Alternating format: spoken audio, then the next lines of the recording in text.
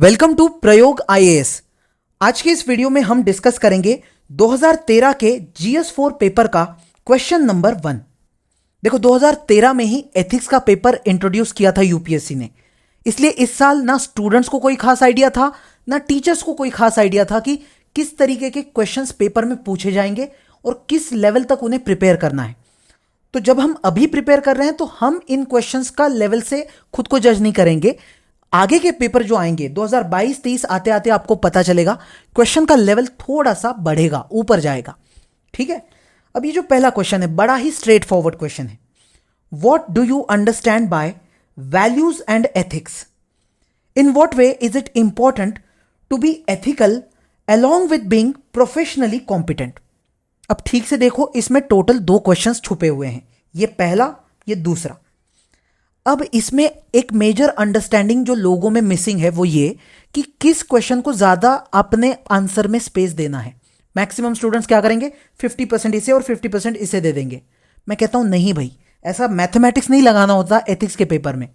आप ये जो पहला क्वेश्चन है जिसमें हम वैल्यूज और एथिक्स डिस्कस करेंगे, इस पहले पार्ट में आपको सिर्फ बेसिक्स पूछा है, तो आप बेसिक्स बताओ ये दोनों क्या होते हैं, इनका एग्जाम्पल दो, थोड़ा सा डिस्क्राइब करो इनके नेचर के बारे में। इतनी इंफॉर्मेशन सफिशिएंट है। लेकिन जो सेकंड पार्ट है कि भाई एथिकल होना क्यों जरूरी है प्रोफेशनली कॉम्पिटेंट होने के साथ साथ, अब इसमें आपके पास बहुत सारे आर्ग्यूमेंट्स भी होंगे और बहुत सारे आर्ग्यूमेंट्स जरूरी भी है उस बात को प्रूव करने के लिए। इसलिए हम इस पर फोकस करेंगे, ये आपके आंसर का कोर है। मैं कहूंगा इसमें आप इवन अपना खुद का कैरेक्टर भी दिखा सकते हो कि भाई मेरी अपनी पर्सनालिटी देखो, मैं भी एथिकल हूं। ये शोकेस करेंगे हम इस पार्ट में, क्योंकि मेंस का जो आंसर है it is not just about कि आपको आंसर राइटिंग कितना अच्छे से आता है। इसमें आप अपना इंटरव्यू दे रहे हो, अपनी पर्सनालिटी आगे वाले को शो कर रहे हो। बाकी पेपर का छोड़ दो, एटलीस्ट जीएस 4 में तो ये करना ही करना है। ठीक है, तो अब ये बात समझ गए हो तो let's start with the answer. पहला पार्ट है कि भाई वैल्यूज और एथिक्स क्या होते हैं। मैक्सिमम स्टूडेंट्स क्या करेंगे, डिफिनीशन स्टार्ट कर देंगे सीधा वैल्यूज की। ऐसा नहीं करना है भाई, आप इंट्रोडक्शन में एटलीस्ट एक हाथ लाइन तो लिखो जो रीडर का अटेंशन ग्रैब करे, उसको लगे कि भाई मुझे पढ़ना चाहिए। मैं लिखूंगा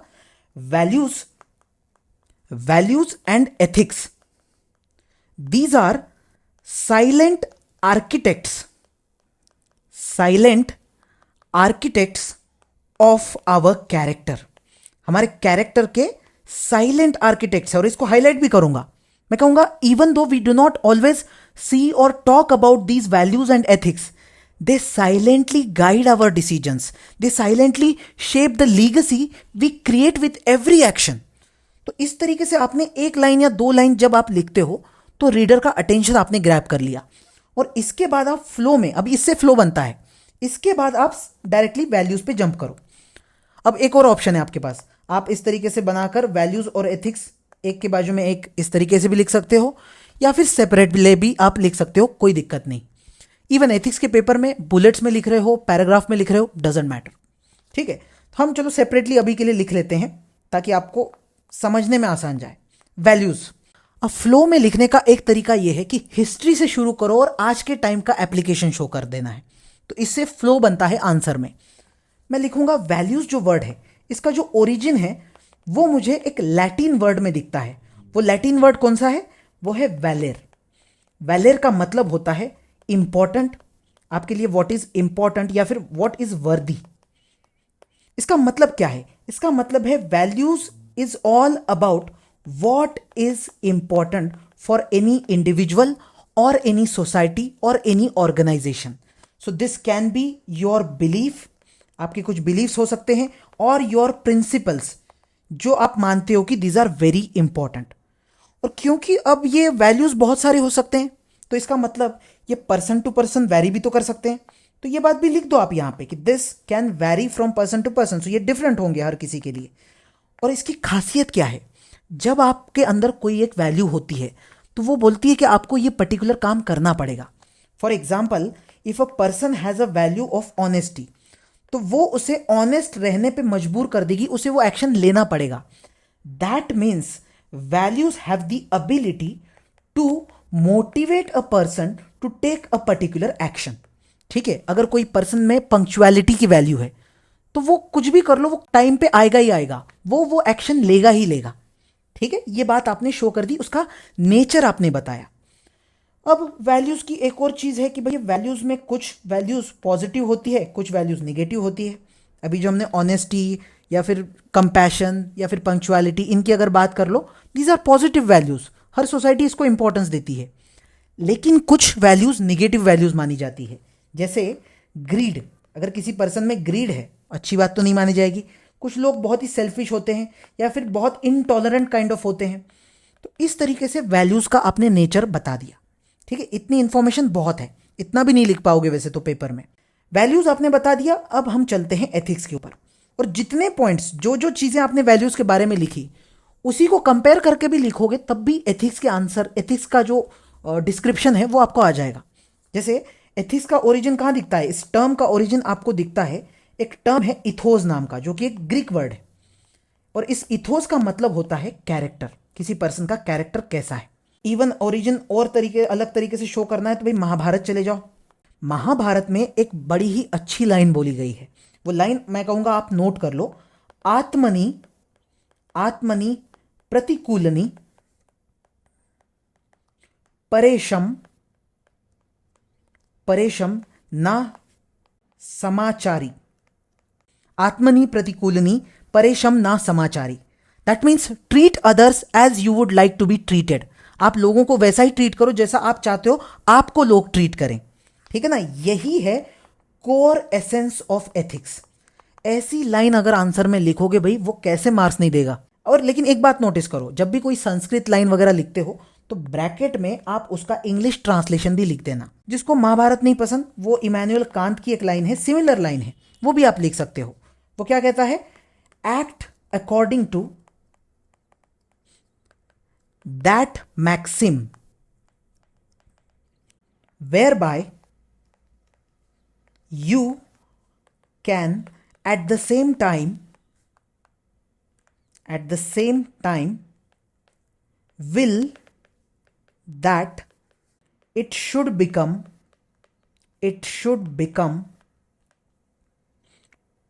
a universal law।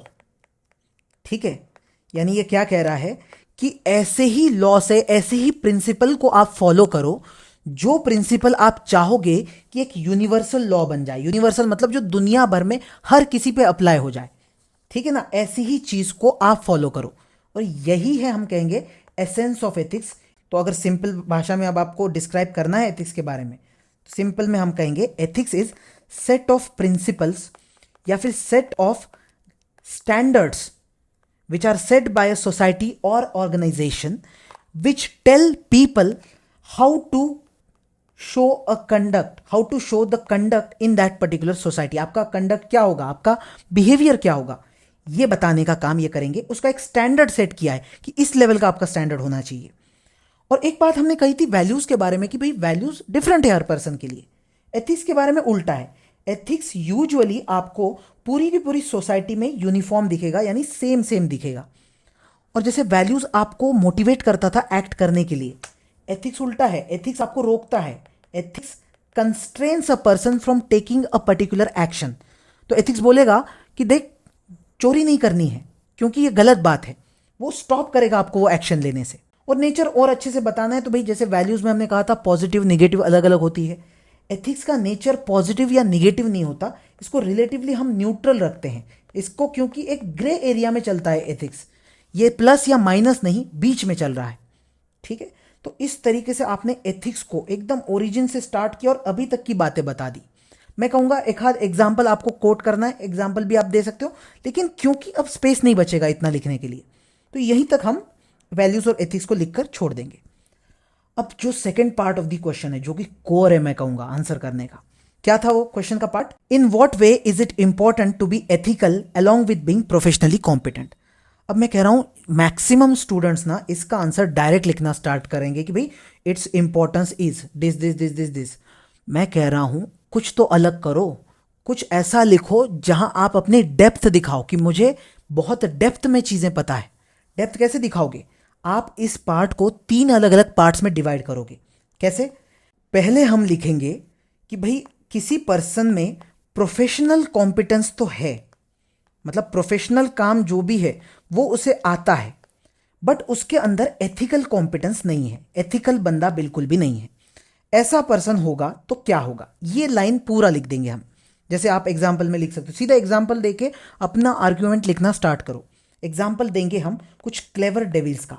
हम कहेंगे कि भाई अगर ऐसा होता है तो आप क्लेवर डेविल्स बन सकते हो। क्लेवर डेविल मतलब आप स्मार्ट तो हो, क्लेवर तो हो, लेकिन यू आर अ डेविल, बहुत घटिया इंसान हो आप। जैसे आप रावण का एग्जाम्पल दे सकते हो, या फिर आप शकुनी का एग्जाम्पल दे सकते हो। भाई बहुत टैलेंटेड थे ये लोग, लेकिन हमेशा अपने उस स्मार्टनेस का यूज गलत काम के लिए किया।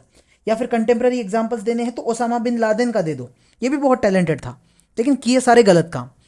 या फिर अभी के टाइम जो आईटी वाला सब कुछ चल रहा है, तो उसमें जो हैकर्स होते हैं भाई, वेरी टैलेंटेड, आईटी का बहुत सारा काम इनको आता है, लेकिन कर रहे हैं हैकिंग। हैकिंग और कुछ नहीं बल्कि चोरी है, तो चोरी कर रहे हैं।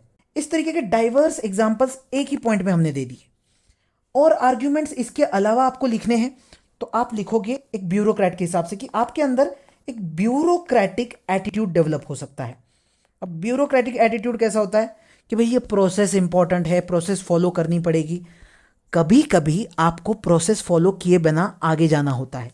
जैसे अगर कहीं पर कोई डिजास्टर आ गया और वहां का ऑफिसर बोल रहा है कि नहीं, you have to follow the procedure, आपके घर में सब मर भी गए होंगे तब भी सारा प्रोसेस फॉलो करोगे तभी मैं आपको रिलीफ प्रोवाइड करूंगा, कुछ हेल्प करूंगा। ऐसा नहीं होता ना।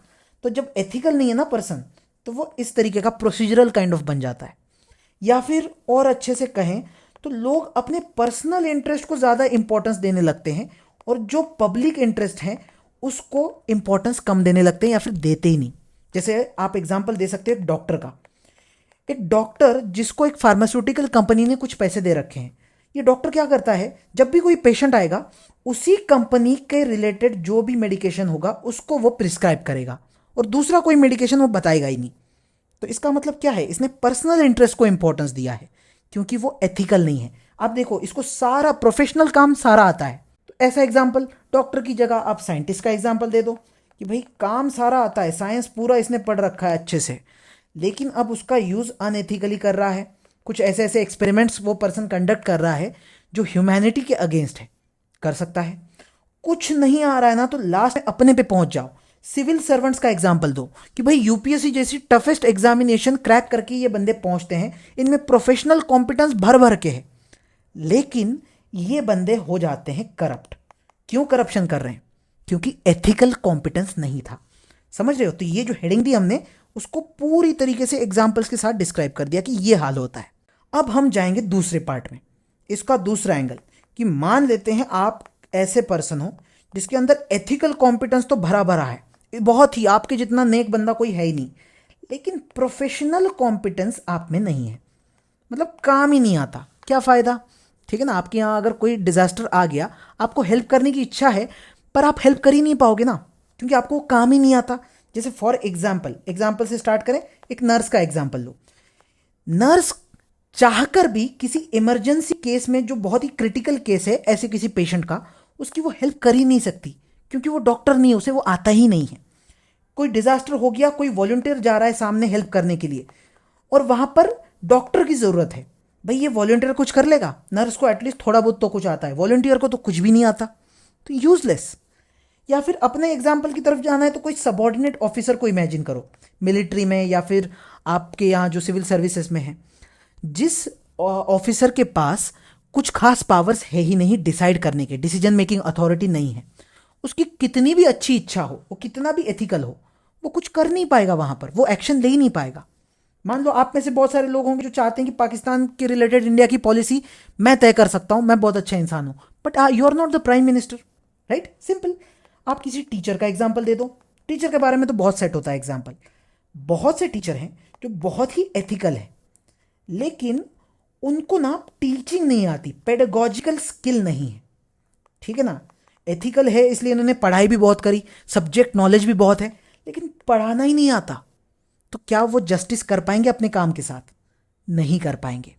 तो इसलिए हम इससे एक आर्ग्यूमेंट, जो कोर आर्ग्यूमेंट निकाल के ला सकते हैं, वो ये कि ऐसा पर्सन इवेंचुअली इनएफिशिएंट होगा या फिर इनइफेक्टिव होगा, यानी जो रिजल्ट लेके आने हैं वो रिजल्ट वो कभी ला ही नहीं पाएगा, तो कंप्लीटली यूजलेस। समझ आया? तो ये दोनों वेस्ट है। तो तब हम पहुंचते हैं थर्ड एंगल में। तो थर्ड एंगल क्या कहेगा कि एक पर्सन जो कि प्रोफेशनली कॉम्पिटेंट है, उसको वो सब आता है, साथ साथ एथिकली भी कॉम्पिटेंट है, ऐसा पर्सन का होना जरूरी है। जिसके अंदर ये दोनों चीजें होंगी ना, वैसा पर्सन है कंप्लीट कॉम्पिटेंस वाला। कंप्लीट या फिर आप इसको कह सकते हो होलिस्टिक, होलिस्टिक कॉम्पिटेंस वाला पर्सन। इसको सब आता है भाई, ठीक है। अब इसका बेस्ट एग्जाम्पल अगर कोट करना है तो ये एग्जाम्पल होगा लॉर्ड कृष्णा फ्रॉम महाभारत, जिनके अंदर टैलेंट भी बहुत कुछ था और एथिकल भी थे। या फिर महात्मा गांधी, जो आपकी फ्रीडम स्ट्रगल में दिखेंगे। देखो बहुत सारे पॉलिटिशियंस हैं, गांधी जी भी उनमें से एक है, लेकिन एथिकल है, ठीक है। प्रोफेशनल कॉम्पिटेंस उनमें भी है, जिन्ना भी पॉलिटिशियन थे, बाकी सब लोग भी पॉलिटिशियन थे, लेकिन जिन्होंने अलग रास्ता चुना, गांधी जी ने एथिकल रास्ता चुना है। इस तरीके का एग्जाम्पल कोट करो आप, समझ आ रहा है। तो एग्जाम्पल इस तरीके का देके आप एक बात शो करोगे कि जो प्रोफेशनल कॉम्पिटेंस है वो आपको स्किल सेट प्रोवाइड करता है जो रिक्वायर्ड है, और जो एथिक्स है वो आपको वैल्यूज प्रोवाइड करता है, जिससे आप इस स्किल को सही राइट डायरेक्शन में यूज करोगे। तो इस तरीके का डायग्राम भी आप बना सकते हो छोटा सा, कि राइट डायरेक्शन में आप लेके जा रहे हो। तो गांधी जी का आप नॉन वायलेंस वगैरह सब बता दो इसमें। और आप बताना है तो ये बात बताओ कि इससे इंसान को लेकर क्रेडिबिलिटी या फिर ट्रस्ट डेवलप होता है।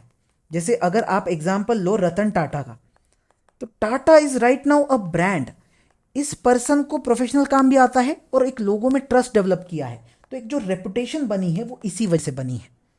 और एग्जाम्पल देना है, हिस्ट्री में एक महाराज शिवाजी महाराज हो चुके हैं, इनका भी आप एग्जाम्पल दे सकते हो, ठीक है। अपने दम पे ये राजा बने, इनके अंदर वो सारा स्किल सेट था, और साथ साथ इनके अंदर एथिकल वैल्यूज भी थी, जिसकी वजह से एक रिलेटिवली डेमोक्रेटिक ऑर्डर वो लाना चाहते थे सोसाइटी के अंदर, और सोशल जस्टिस लाना चाहते थे। तो ऐसे एग्जाम्पल से ये ऐसा एग्जाम्पल कोई नहीं लिखने वाला, आप लेके आओ ऐसे डाइवर्स एग्जाम्पल्स। उसके बाद आप बताओ कि जब आप ऐसा कॉम्पिटेंस लेके आओगे तो आपके अंदर ये ब्यूरोक्रेटिक एटीट्यूड भी डेवलप होगा और साथ साथ डेमोक्रेटिक एटीट्यूड भी डेवलप होगा। So you are the best person for society in that case. और इसका बेस्ट एग्जाम्पल अगर मुझे कोट करना है तो भाई मैं कोट करूंगा एपीजे अब्दुल कलाम को, ठीक है। He is the ideal person for such job, ऐसा मैं कह सकता हूं। अब फाइनली जब आपने इतना लिख दिया, इसके बाद जब आप कंक्लूजन दे रहे हो, सिर्फ एक लाइन में इसका कंक्लूजन लिखा जा सकता है कि it is not just about what we achieve, it is not just about what we achieve but how we achieve it. ये बात बहुत मैटर करती है, ठीक है ना। तो इसको हाईलाइट करो। अब जब ऐसा कंक्लूजन दिया तो आपने अपना पॉइंट पूरी तरीके से प्रूव कर दिया कि भाई दिस मैटर्स। समझ आ रही है बात। तो हमने इस आंसर में, एक तो हमने पूरा आंसर फ्लो में लिखा है, बहुत सारे एग्जाम्पल्स हैं, आप इसके आधे एग्जाम्पल्स भी याद रख लो, बहुत बड़ी बात है। और जिस तरीके का वैल्यू एडिशन में कह रहा था, जो कोट हमने लिखा, इमैनुअल कांत का हो, महाभारत वाला कोट हो, या फिर ये जो लाइंस हमने लिखी है लास्ट में कंक्लूजन वाली, ये ऐसी लाइंस आपको मार्क्स दिलाती है, ना कि वो जो बुकिश वाली राइटिंग है वो, ठीक है।